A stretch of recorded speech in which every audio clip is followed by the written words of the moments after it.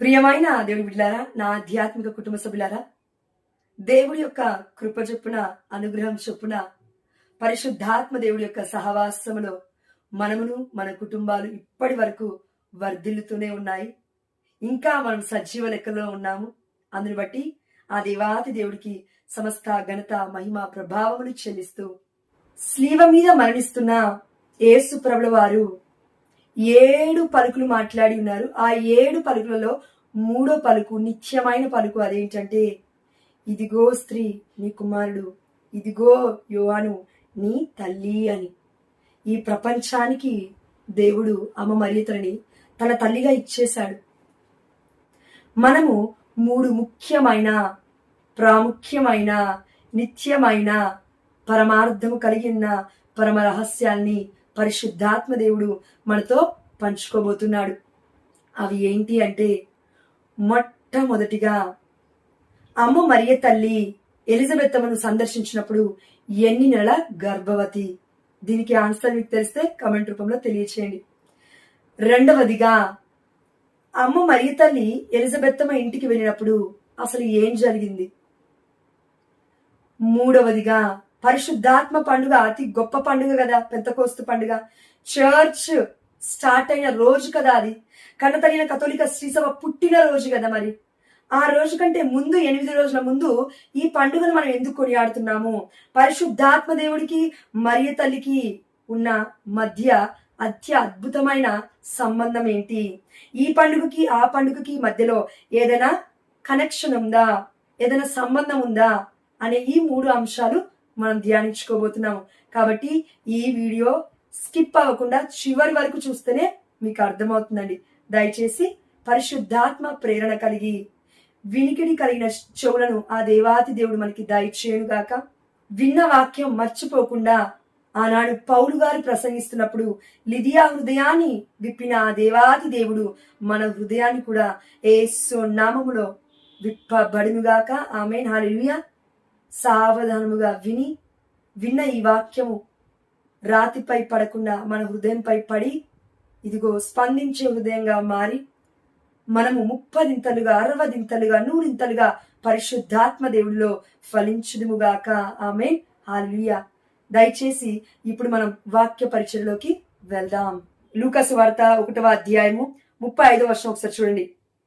పవిత్రాత్మ నీపై వేంచేయును, సర్వోన్నతుని శక్తి నిన్ను ఆవరించును, అందుచేత ఆ పవిత్ర శిశువు దేవుని కుమారుడు అని పిలువబడును అని. ఇది జరిగిన తర్వాతే అమ్మ మరియ తల్లి ఎలిజబెత్తమ్మ వారింటికి వెళ్తుంది. అవునా? ఎస్. ఆ యొక్క వాక్యాలు కూడా మనం చూస్తూ ఉన్నాం. అలా జరిగిన తర్వాత మరి ఏమైంది ఆ రోజు అంటే, ఇదిగో మరియ తల్లి అన్న గొప్ప మాట అండి. ఎన్ని రోజులకి అమ్మ మరియ తల్లి కన్సీవ్ అయింది అని చూస్తే హిస్టరీ ఎక్కడా చెప్పట్లేదు, గూగుల్ కూడా ఎక్కడా కూడా చెప్పట్లేదు. కానివ్వండి, పరిశుద్ధాత్మదేవుడు నాకు వివరించింది, మీకు చెప్పాలని ఆశపడుతున్నాను. అదేంటంటే 37వ వర్షం చూడండి. 36వ వర్షంలో, నీ చుట్టమగు ఎలిజబెత్తమ్మని చూడుము, ఆమెకు వయస్సు మళ్ళినది కదా, గొడ్రాలైన ఆమె గర్భము ధరించి ఇది 6వ మాసము, 6 నెలలు అని దేవదూత ఆల్రెడీ మరియ తల్లికి చెప్తుంది. 37వ వర్షం చూడండి. ఏలైనా దేవునికి అసాధ్యమైనది ఏదీ లేదు అని చెప్పగానే అంతటా మరియమ్మ అంటూ ఉంది, ఇదిగో నేను ప్రభు దాసురాలను, నీ మాట చెప్పున నాకు జరుగునుగాక. ఆమేన్, హల్లెలూయా. చూడండి, ఇక్కడ వాక్యంలో గొప్ప పరమ రహస్యము దాచిపెట్టబడి ఉంది. అదేంటంటే, మామూలుగా మనం ఏ వాక్యానికైనా, ఏ వాగ్దానానికైనా మనం ఎలా ప్రార్థిస్తామంటే, యేసు నామములో ఇది జరుగునుగాక అని. అవునా? ఎస్. అదే విధంగా ఇక్కడ మరియ తల్లి అంటూ ఉంది, ఇదిగో నేను ప్రభు దాసురాలను, నీ మాట చొప్పున. నీ మాట అనగా ఇక్కడ దూత ఎవరి చేత పంపబడింది? ఏలిన వారైనా దేవుడి చేత పంపబడింది. అయితే దేవుడి మాట చొప్పున నాకు జరుగునుగాక అని విశ్వసించగానే మరియ తల్లి గర్భము ధరించింది. ఆమేన్, హల్లెలూయా. ఎందుకంటే యేసువారు పుట్టిన తర్వాత యేసు నామాన్ని ఉచ్చరించాలి అని, యేసు నామాన్ని ఇదిగో త్రికాల స్థితుడు అని ఆ దేవాది దేవుడు ముల్లోకాలకి అధిపతిగా మన యేసుని నిలబెట్టాడు. యేసు నామములో మీరు అడగండి, సమస్తాన్ని నేను మీకు ఇస్తాను అన్నాడు ఆ దేవాది దేవుడు. కానీ అప్పటికి యేసు వారు పుట్టలేదు కదా మరి మరియ తల్లి ఈ వాక్యం చెప్పేటప్పటికి. అందుకే నీ మాట చెప్పున, దేవుడి మాట చెప్పున నాకు జరుగునుగాక అని వాగ్దానాన్ని ఇదిగో గట్టిగా పట్టుకుంది అమ్మ మరియ తల్లి. ఫలించింది తన గర్భములో, పండువలే యేసయ్య పుట్టబోతూ ఉన్నాడు. తన గర్భంలో ఫలించాడు ఆల్రెడీ అమ్మ మరియ తల్లి గర్భంలో. చూడండి, దేవుడి యొక్క వాక్యం సెలవిస్తుంది. ఇర్మియా గ్రంథము 1వ అధ్యాయం 5వ వచనంలో మనం చూసాము, నీ మాతృ గర్భములో నీవు రూపొందక మునిపే నేను నిన్ను ఎన్నుకొని ఉంటిని అని. అయితే ఆ తల్లి గర్భములో యేసుప్రభువు వారు తక్షణమే పడి ఉన్నాడు. అందుకే లూకా సువార్త 1వ అధ్యాయం 24వ వచనం నుండి, కొన్ని రోజులు గడిచిన పిదప జకర్యా భార్య ఎలిజబెత్ అమ్మ గర్భము ధరించెను. దేవుడు వాగ్దానం ఇచ్చాడు, గర్భము ధరించింది. 5 మాసముల వరకు ఆమె పరుల కంట పడకుండా ఉండెను. 5 మాసాలు అయిపోయాయి. ఇప్పుడు తదుపరి 6వ మాసమున 26వ వచనం, దేవుడు గబ్రియేలు దూతని మరియ తల్లి దగ్గరికి పంపిస్తూ ఉన్నాడు. అంటే 6 నెలలు అయిపోవస్తూ ఉంది ఎలిజబెత్ అమ్మ గారికి. బప్తిస్మ యోహాను గారు తన గర్భంలో ఉంది.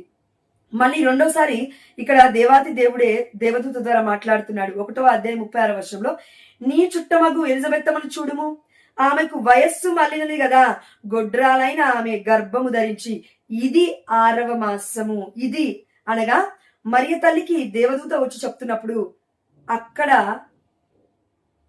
ఎలిజబెత్ అమ్మకి ఎన్ని నెలలు? 6 నెలల గర్భవతి. ఇప్పుడు మరియ తల్లికి ఎన్నో నెల? చెప్పగానే దేవుడి మాట చొప్పున నాకు జరుగునుగాక అంటే ఆ క్షణం అనుకుంటే 1 మంత్ గడవాలి కదా. ఎస్, ఇప్పుడు అది గుర్తుపెట్టుకుందాం. ఓకేనా అండి? ఇక్కడ మరియ తల్లి గర్భము ధరించింది. ఈ ముల్లోకాలకి అధిపతి అయిన ఆ దేవాది దేవుడి యొక్క కుమారుడికి నువ్వు జన్మనివ్వబోతున్నావు తల్లి అని ముద్దు బిడ్డగా ముద్రించుకున్న మరియ తల్లి గురించి ఆ దేవాది దేవుడు సాక్ష్యం ఇస్తున్నాడు పరిశుద్ధాత్మ దేవుడి యొక్క పలుకుల ద్వారా. అయితే ఇక్కడ మనం కరెక్ట్ గా చూస్తే 39వ వచనంకి వచ్చేసరికి, ఆ రోజులలో మరియమ్మ యూదా సీమలో పర్వత ప్రాంతమున గల ఒక పట్టణమునకు త్వరితముగా ప్రయాణమైపోయెను. ఇప్పుడు అమ్మ మరియ తల్లి వెళ్ళేది ఎక్కడికంటే యూదా సీమలో పర్వత ప్రాంతం అండి. చాలా దట్టమైన పర్వత ప్రాంతము, ఎడారి లాంటి ప్రాంతము. ఆ సమయంలో పర్వత ప్రాంతం అంటే ఏంటండి? మామూలుగా ఈ రోజులలో ఎగ్జాంపుల్ చెప్తున్నాను, తప్పుగా తీసుకోకండి. కన్సీవ్ అయిన ఉమెన్, గర్భము ధరించిన స్త్రీ మెట్లు ఎక్కితే గర్భస్రావం అయిపోతుందని అసలు మెట్లు కూడా ఎక్కనివ్వరు. దాదాపు 5-6 నెలల వరకు కూడా చాలా కేర్ఫుల్ గా ఎక్కుతారు. మెట్లు ఎక్కినా కూడా చాలా కేర్ఫుల్ గా, చాలా జాగ్రత్తగా ఎక్కుతారు. కానీ మరియ తల్లి ఎక్కడికి వెళ్తుందంటే కొండ ప్రాంతమునకు కదిలి వెళుతుంది. 1 రోజు 2 రోజులు కాదండి. చరిత్ర చెప్తుంది, అమ్మ మరియ తల్లి ఉన్న ప్రాంతం నుండి ఎలిజబెత్ అమ్మ ఉన్న ప్రాంతంలోకి అమ్మ మరియ తల్లి 4 నుండి 5 రోజులు ప్రయాణం చేసి వెళ్ళింది. 70 మైళ్ళ దూరం వెళ్ళింది అని. 70 మైళ్ళు అంటే కిలోమీటర్లలో 120 నుండి 150 కిలోమీటర్ల మధ్యలో అమ్మ మరియ తల్లి నడిచింది 4 నుండి 5 రోజులు. ఇది పరిశుద్ధాత్మ శక్తి కాదా? అమ్మ మరియ తల్లితో అందుకే అంటున్నాడు దేవుడు, ఇదిగో నిన్ను సర్వోన్నతుని శక్తి ఆవరించును, పవిత్రాత్మ నీపై వేంచేయును, ఆ పవిత్ర శిశువుకి నీవు జన్మనిస్తావు. అందుకే మరియ తల్లి గర్భములో ఆ పాటికే యేసుప్రభువు వారు ఉన్నారు. దేవుడి యొక్క శక్తి ఉంది. పవిత్రాత్మ దేవుడు అమ్మ మరియలో ఉన్నాడు. పవిత్రాత్మ దేవుడు అమ్మ మరియ తల్లి పైన వేంచేసి ఉన్నాడు. కాబట్టి అమ్మ మరియ తల్లికి ఎలాంటి హాని కలగకుండా 4 నుండి 5 రోజులు ఒంటరిగా ఒక్కటే ఎలిజబెత్ అమ్మ ఇంటికి కదిలి వెళ్ళింది. ఆ పట్టణ ప్రాంతమునకు వెళుతున్నప్పుడు పర్వత ప్రాంతమునకి వెళ్ళింది అమ్మ మరియ తల్లి. మనలాగా కూర్చోలేదండి ఇంట్లో కన్సీవ్ కాగానే. అంటే తన సేవా దృక్పథం చూడండి. నాకు ఏమైనా పర్లేదు, నేను వెళ్ళాలి. కడు వృద్ధురాలు ఎలిజబెత్ అమ్మ జకర్యాని వాక్యం సెలవిస్తుంది. లూకా సువార్త 1వ అధ్యాయం 7వ వచనంలో, వారిద్దరు నీతిమంతులు, దేవుడి యందు భయభక్తి కలిగి జీవిస్తూ ఉన్నారు. ఈ కడు వృద్ధుల దగ్గరికి అమ్మ మరియ తల్లి వెళ్తూ ఉంది. దైవ సన్నిధిని మోసుకొని ఇదిగో దివ్య మందసము వలె ఆ ఇంటికి కదిలి వెళ్ళింది. కాబట్టి ఎలిజబెత్తమ్మ గర్భములో ఉన్న శిశువు గంతులు వేసేలాగున పరిశుద్ధాత్మ ప్రేరణ చేత పరిపూర్ణురాలయ్యింది ఎలిజబెత్తమ్మ గారు అని ఇక్కడ వాక్యాలు మనం 42 వరకు ధ్యానించుకుంటూ ఉన్నాము. అయితే ఈ సందర్భంలో కొండ ప్రాంతాన్ని ఎక్కినప్పుడు మరి మరియ తల్లి ఎలిజబెత్తమ్మ ఇంటికి వెళ్ళినప్పుడు మరియ తల్లికి ఎన్నో నెల అని చూస్తే అంటే ఎన్ని నెలల గర్భము దాల్చింది అని కరెక్ట్ గా మనం కొంచెం ఆలోచిద్దామండి. ఏంటంటే మార్చి 25వ తారీఖున మంగళవార్త పండుగ అంటే పునీత గాబ్రియేలు దూత అమ్మ మరియ తల్లికి వచ్చి శుభవర్తమానం చెప్తూ ఉంది, శుభవచనం చెప్తూ ఉంది. అంటే మార్చి 25వ తారీఖు నుండి మే నెల 31 వరకు మనము లెక్కించుకుంటే 9 వారాల గడువు ఉందండి. 9 వారాలంటే 2 నెలల గర్భము దాల్చి ఉంది అమ్మ మరియ తల్లి. ఎందుకంటే ఇందాకలే మనం ధ్యానించుకున్నామండి 1వ అధ్యాయం 37వ వచనంలో నీ మాట చొప్పున అంటే దేవుడి మాట చొప్పున నాకు జరుగునుగాక అని అమ్మ మరియ తల్లి దేవదూత ఇచ్చిన దేవుడిచ్చిన ప్రామిస్ ని వాగ్దానాన్ని తీసుకుంది, పొందుకుంది అని చెప్పొచ్చండి ఎగ్జాక్ట్ గా.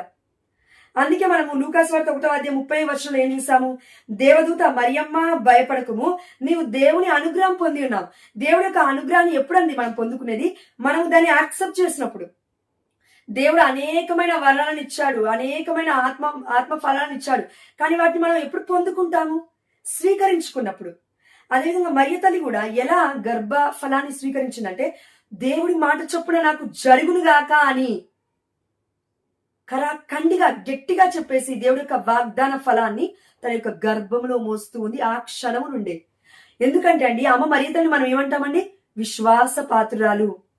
ఇక్కడ కడు వృద్ధులైన ఎలిజబెత్తమ్మ గారిని జకరియా గారిని నీతిమంతులు వీళ్ళు అని వాక్యం చెప్తూ ఉంది లూకాసు వార్త 1వ అధ్యాయం 6వ వచనంలో. మరి ఈ నీతిమంతులకి దర్శనాన్ని సందర్శిస్తున్న ఆ మరియ తల్లి ఇంకెంత గొప్ప నీతిమంతురాలు, ఇంకొంత గొప్ప విశ్వాస పాత్రురాలు. ఇదిగో అబ్రహాము తన విశ్వాసాన్ని బట్టి నీతిమంతుడిగా దేవుడు ఎంచాడు. అయితే మరి నీతిమంతులకే నీతిమంతురాలైన మన తల్లి ఒక్క క్షణములోనే తన విశ్వాసము చొప్పున గర్భము ధరించింది. అందుకే ఎలిజబెత్తమ్మ ఇంటికి వస్తున్నప్పుడు ఆ యొక్క పర్వత ప్రాంతమునకు గల ఒక పట్టణమునకు త్వరితమై అయిపోతున్నప్పుడు అమ్మ మరియ తల్లి ఎగ్జాక్ట్ గా 2 నెలల గర్భవతి అయినప్పటికీ ఏ భయం లేకుండా నా కుమారుడు, ఆ దేవుడిచ్చిన కుమారుడు నా గర్భంలో ఉన్నాడు, తండ్రి దేవుడి యొక్క సర్వోన్నతిని యొక్క శక్తి నన్ను ఆవరించి ఉంది, పవిత్రాత్మ నాలో ఉన్నాడు, ఇంకెందుకు నాకు భయం అని సేవా జీవితాన్ని అమ్మ మరియ తల్లి ఆపలేదు. కంటిన్యూ చేస్తూనే ఉంది, దేవుడి పరిచర్య చేస్తూ ఉంది. ఎవరికైతే అవసరమో ఆ బిడ్డల దగ్గరికి పరిగెడుతూ ఉంది పర్వత ప్రాంతానికి. 4 నుండి 5 రోజులు ఇప్పుడు మనం ధ్యానించుకున్నాం. 4 నుండి 5 రోజులు 70 మైళ్ళ దూరము, 120 నుండి 150 కిలోమీటర్ల ప్రయాణం అమ్మ మరియ తల్లి చేసింది. ఆ సమయంలో జోజప్ప గారు అమ్మ మరియ తల్లి పక్కన లేరు. చరిత్రకి వెళ్తే మనకు తెలుస్తుందండి. అమ్మ మరియ తల్లి వలె క్రియారూపకంలో దేవుడి పైన ప్రేమను, దేవుడి పైన విశ్వాసాన్ని, ఎదుటి వారికి సహాయం చేయడం ద్వారా, వారికి నమ్మకస్తులుగా ఉండడం ద్వారా ఆ దేవాది దేవుడిపై మనకెంత నమ్మకం ఉందో మనం వెల్లడించాలి ప్రియమైన బిడ్డ అని దేవుడు కోరుకుంటూ ఉన్నాడు. కాబట్టి మనం మొట్టమొదటిగా ఏం ధ్యానించుకున్నామంటే మరియ తల్లి 2 నెలల గర్భవతి అయినప్పటికీ 6 నెలలు నిండుకొని 7వ నెలలో ఎంటర్ అవ్వబోతూ ఉన్న పరిపూర్ణమైన సంఖ్య 7 అనగా సంపూర్ణమైన సంఖ్య పరిశుద్ధమైన గ్రంథం ప్రకారం. కాబట్టి ఎలిజబెత్తమ్మ గారికి 7వ నెల పడబోతూ ఉండగా అమ్మ మరియ తల్లి 2 నెలల గర్భవతి అయి ఉండగా వెళ్ళింది ఇంటికి. రెండవ అంశం ఏంటంటే మరి పరమానందాన్ని ఎలా పొందారు? అమ్మ మరియ తల్లి ఎలిజబెత్తమ్మను సందర్శించడం ద్వారా ఎంత గొప్ప సంతోషాన్ని వాళ్ళు చవి చూడగలిగారు అని వాక్యము ధ్యానిస్తూ ఉంటే, ఇదిగో లూకాసు వార్త 1వ అధ్యాయము 40-41 వచనాలు. ఆమె జకరియా ఇంటిలోకి ప్రవేశించి ఎలిజబెత్తమ్మకు వందన వచనములు పలికెను. ఆ శుభవచనములు ఎలిజబెత్తమ్మ చెవిన పడగనే ఆమె గర్భమందలి శిశువు గంతులు వేసెను. ఆమె పవిత్రాత్మచే పరిపూర్ణురాలాయను. ఆమె హల్లెలూయా. చూడండి, గర్భములో ఉన్న శిశువు గంతులు వేశాడంటే దానికి ఒక అర్థం ఉంది. అదేంటంటే పవిత్రాత్మచే ఎలిజబెత్ అమ్మ గారు పరిపూర్ణురాలయ్యింది. ఇక్కడ వాక్యం చాలా క్లియర్ గా దేవుడు చెప్తూ ఉన్నాడు. అదేంటి, దేవుడు ఆల్రెడీ జకర్యాకి కనబడి నీ భార్య గర్భము ధరిస్తుందని చెప్పాడు కదా, మళ్ళీ ఇక్కడ పవిత్రాత్మచే ఎలిజబెత్ అమ్మ ఎందుకు పరిపూర్ణురాలవుతుంది, అక్కడ అవ్వలేదా అనే ఆలోచన ఒకవేళ మనలో వచ్చుంటే అండి, లూకాసు వార్త 1వ అధ్యాయము 15వ వచనం చూడండి, 14-15 చదువుతాను. నీవు ఆనందముతో ఉప్పెంగెదవు. ఎవరితో చెప్తున్నాడు దేవదూత అంటే, ఇదిగో జకర్యాతో. నీవు ఆనందముతో ఉప్పొంగెదవు, అతని జన్మ అనేకులకు సంతోష కారణమగును. 15వ వచనము, ప్రభువు దృష్టిలో అతడు గొప్పవాడగును. ద్రాక్ష రసమును గాని మద్యమును గాని పానము చేయడు. ప్రభు దృష్టిలో మనం గొప్పవారం అవ్వాలంటే ద్రాక్ష రసమును గాని మద్యమును కాని పానము చేయకూడదు అని అర్థము. అదేవిధంగా తల్లి గర్భముననే పవిత్రాత్మతో నింపబడును. ఇక్కడ వాక్యం చాలా క్లియర్ గా సెలవిస్తూ ఉన్నాడు దేవుడి యొక్క వాక్యం. తల్లి గర్భములో ఉన్నప్పుడే పవిత్రాత్మతో నింపబడతాడు. నింపబడ్డాడు అని లేదండి, ఇక్కడ కరెక్ట్ గా అర్థం చేసుకోండి. నింపబడ్డాడు అని లేదు, నింపబడును అంటే ఎప్పుడు నింపబడ్డాడు? పవిత్రాత్మతో. అంటే పరిపూర్ణంగా అనుగ్రహ పరిపూర్ణురాలైన అమ్మ మరియ తల్లి పరిశుద్ధాత్మ దేవుణ్ణి, తండ్రి దేవుణ్ణి, యేసుక్రీస్తు వారిని దివ్య మందసముగా కదిలి ఆ ఇంటికి వెళ్తూ ఉన్న సమయంలో వెళ్ళిన తర్వాత వందన వచనమును పలకగానే ఇదిగో తండ్రి కుమార పరిశుద్ధాత్మ దేవుణ్ణి మోసుకొచ్చిన ఆ తల్లి వందన వచనములు, ఆ స్వరాన్ని, శబ్దాన్ని, మధురమైన ఆ యొక్క పలుకుని వందన వర్షములు వినగానే ఇదిగో ఎలిజబెత్ అమ్మ పవిత్రాత్మతో పరిపూర్ణురాలవుతూ ఉంది. మరి ఎలిజబెత్ అమ్మ పరిపూర్ణురాలయ్యిందంటే తన గర్భంలో అటాచ్డ్ గా కడుపులో ఉన్న మరి బిడ్డ పరిపూర్ణుడు అవ్వడా? అవుతాడు కదా. ఆమేన్, హల్లెలూయా. అందుకే తన గర్భంలో ఉన్న శిశువు గంతులు వేశాడు. ఇక్కడ 1వ అధ్యాయం 15వ వచనంలోనేమో పవిత్రాత్మతో నింపబడతాడు అనింది, ఇంకా నింపబడలేదు. మరియ తల్లి ఎప్పుడైతే తన ఇంటికి వచ్చిందో దేవుడి ప్రణాళిక చొప్పున నింపబడ్డాడు, పరిపూర్ణురాలయ్యాడు. బప్తిస్మ యోహాను గారు, అదేవిధంగా ఎలిజబెత్ అమ్మ గారిని మన కన్నతల్లి అయిన కథోలిక శ్రీ సభ ఏమని ప్రకటిస్తుందంటే పునీతురాలు అని. పునీతులు అని ఎవరిని అంటామండి? పవిత్రమైన జీవితాన్ని, పరిశుద్ధమైన జీవితాన్ని జీవించిన వారినే పునీతులు, పునీతురాళ్ళు అని అంటాం మనం. పునీతుడు, పునీతురాలు అంటాము. అంటే పవిత్రమైన జీవితాన్ని వారు జీవించారు, పరిశుద్ధాత్మ ప్రేరణతో వారు నడిపింపబడ్డారు. అందుకే దేవుడి యొక్క పరమానందం వారిలో నింపబడింది. పవిత్రాత్మ ఎక్కడుంటే, పరిశుద్ధాత్మ దేవుడు ఎక్కడుంటే అక్కడ తప్పకుండా మనం ఆనంద భరితులం అవుతాము ప్రియమైన బిడ్డ. కానీ ఆత్మ సహాయం మనకి ఎల్లవేళలా ఉండగలగాలి. కాబట్టి రోజు మనం అడగాలి దేవుణ్ణి, అయా పరిశుద్ధాత్మ తండ్రి నా మీదకి దిగిరాయ్యా అని. 5 నుండి 6 నెలల వరకు బప్తిస్మ యోహాను గారికి, యేసుప్రభుల వారికి వయస్సులో వ్యత్యాసం ఉంది అని మనం కన్నతల్లి అనే కథోలిక శ్రీ సభ కూడా ఇదే ప్రకటిస్తుంది. డైరెక్ట్ గా వాక్యం ఉండాలి అంటే ఉండదండి. ఇలా పరిశుద్ధాత్మ దేవుడు మనకి వివరిస్తాడు, వ్యక్తపరుస్తాడు, పరమ రహస్యాన్ని ప్రకటిస్తాడు. ఇది మొట్టమొదటిగా మనం చూసాం, అవునా? ఎస్.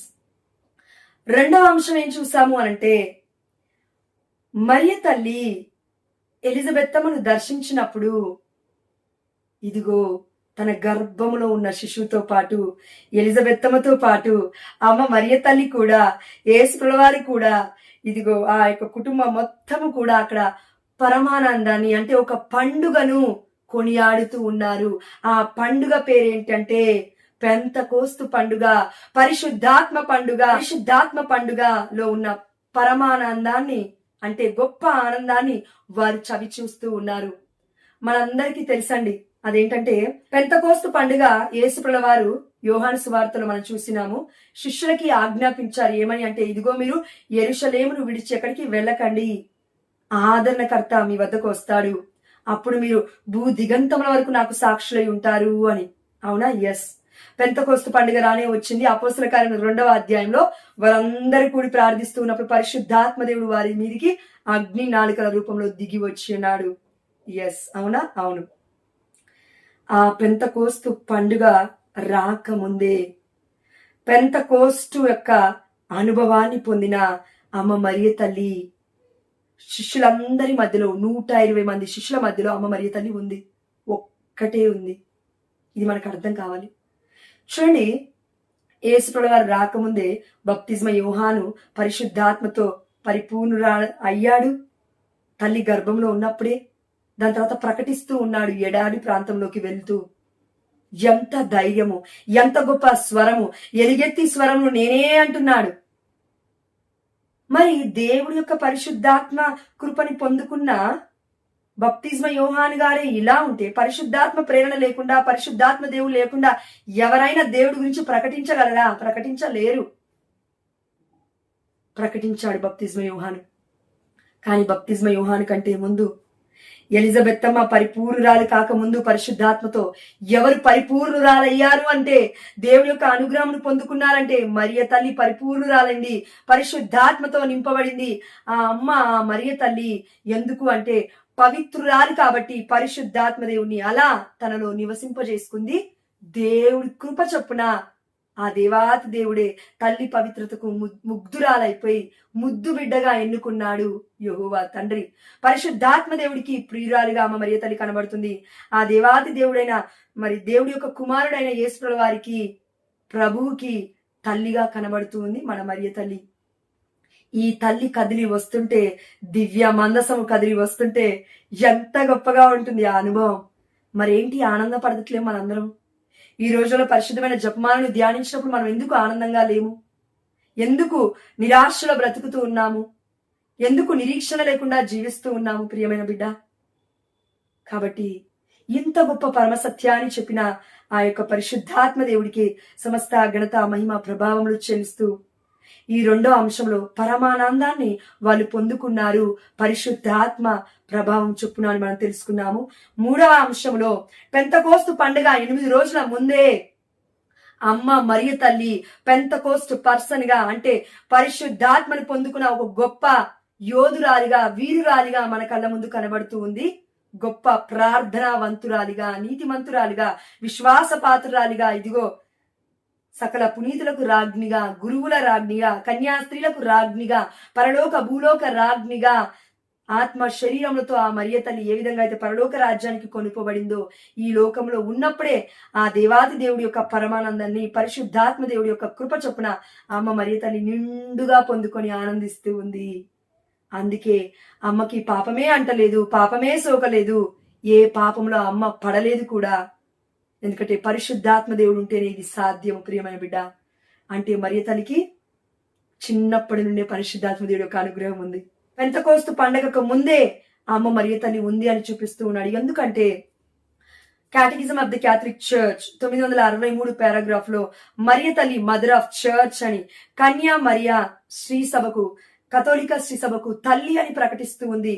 అందుకే పెంతకోస్తు పండుగ రోజున కథోలిక శ్రీ సభ పుట్టింది, చర్చ్ పుట్టింది ఆ రోజు. కానీ అంతకంటే ముందే ఎవరు పుట్టారంటే మరియ తల్లి పుట్టి ఉంది. అందుకే ఈ తల్లిని కథోలిక శ్రీ సభకి తల్లిగా మన కన్న తల్లి అయిన కథోలిక శ్రీ సభ ప్రకటిస్తూ ఉంది. ఇది ఆ దేవాది దేవుడే వివరించాడు పరిశుద్ధాత్మ ప్రేరణ ద్వారా. కాబట్టి మరియ తల్లి సాధారణమైన వ్యక్తి కాదండి. దేవుడి యొక్క ప్రణాళికలో అమూల్యమైన దేవుడి బిడ్డ, అమూల్యమైన పాత్ర. అందుకే ఇదిగో నేను దేవుడి దాసురాలను, నీ మాట చొప్పున నాకు జరుగునుగాక అన్న తక్షణమే తల్లి గర్భాన్ని ధరించుకుంది. కాబట్టి అమ్మ మరియ తల్లి గర్భములో యేసుప్రభుల వారు జీవాన్ని పొందుకున్నాడు. యేసుప్రభుల వారు జీవమై ఉన్నాడు. అవునా? నేనే మార్గం, నేనే సత్యం, నేనే జీవం. అంటే యేసుప్రభుల వారు పుట్టారు అంటే చర్చ్ పుట్టింది. చర్చ్కు ఉన్న పేరేంటి? యేసుక్రీస్తుల వారు శ్రీ సభకి, చర్చ్ కి శిరస్సు అయి ఉన్నారు, తలగా ఉన్నారు. మనమందరం యేసుప్రభుల వారి యొక్క శరీరంలోని భాగాలుగా ఉన్నాము. ఈ శిరస్సుకు జన్మనిచ్చిన ఆ తల్లి ఈ శరీర భాగాలకు కూడా జన్మనివ్వదా? ఇస్తుంది కదా. కాబట్టి మనమందరం కూడా, ఈ ప్రపంచం మొత్తము కూడా అమ్మ మరియ తల్లికి ఆధ్యాత్మికమైన బిడ్డలుగా ఆ దేవాతి దేవుడు చేశాడు. ఎందుకంటే తన విధేయత ద్వారా అమ్మ మరియ తల్లి ఆ దేవాతి దేవుడి యొక్క హృదయంలో స్థానాన్ని సంపాదించుకుంది. కాబట్టి అదేవిధంగా తండ్రి దేవుడైన యెహోవా ప్రణాళికలో ఆ తల్లి ముద్దు బిడ్డగా మరియ తల్లి ఈ లోకానికి మర్మమై దాగి ఉంది. ఇప్పటికీ కూడా ఎంతో మంది బిడ్డలకు అర్థం కావట్లేదండి దేవుడి ప్రణాళిక. ఎందుకంటే అది దైవ ప్రణాళిక. అర్థమైతే మనం దేవుళ్ళం అవుతాం కదా, మరి మనుషులం ఎందుకు అవుతాం? మనమందరం కూడా పరిశుద్ధాత్మ ప్రేరణతో నడిపింపబడిముగాక. పెంతకోస్తు పండుగ రోజున అత్యద్భుతంగా పరిశుద్ధాత్మ దేవుడి యొక్క అగ్నిని మనము అనుభవించాలి అంటే అమ్మ మరియ తల్లి యొక్క మధ్యస్థ ప్రార్థన తప్పకుండా అడగాలి. ఇదే పరిశుద్ధాత్మ దేవుడు ఈరోజు రివీల్ చేసిన పరమ రహస్యము. దేవుడు మనల్ని దీవించి జ్ఞానవంతులుగా నిలబెట్టునుగాక. ఆమేన్. హల్లెలూయా.